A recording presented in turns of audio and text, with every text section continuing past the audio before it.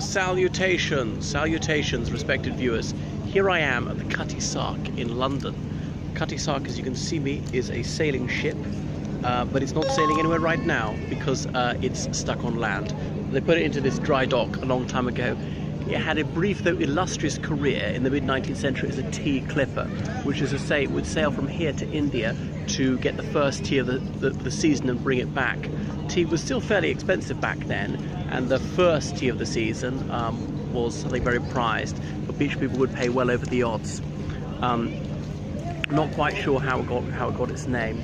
Well, there is Sark, the island, part of the Channel Islands, in between France and England.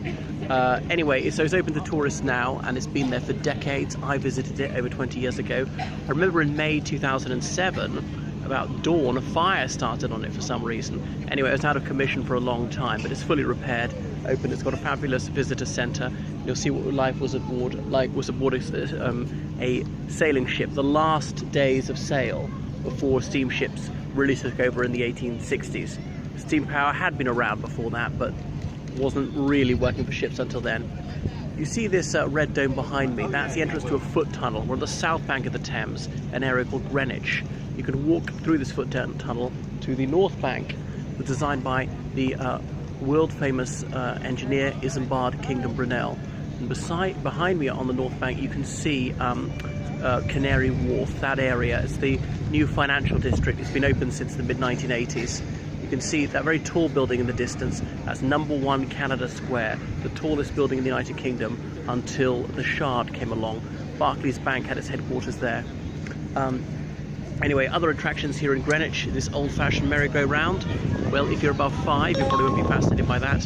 And look at this pub behind me, called the Gypsy Moth, so named for the Gypsy Moth 4, which was Sir Francis Chichester's yacht in which he circumnavigated the globe single-handed.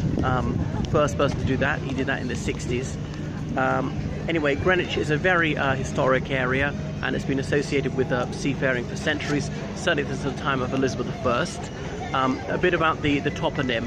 Well, the etymology of which is from the Anglo-Saxon word whicker, which is an area by the shore where boats are drawn up for trading. In Anglo-Saxon times, they're very flat-bottom boats, and on the river bank or by the coast, they would be brought up on the shingle, and people would get out their merchandise, and they would barter that for other goods there, or sometimes cash.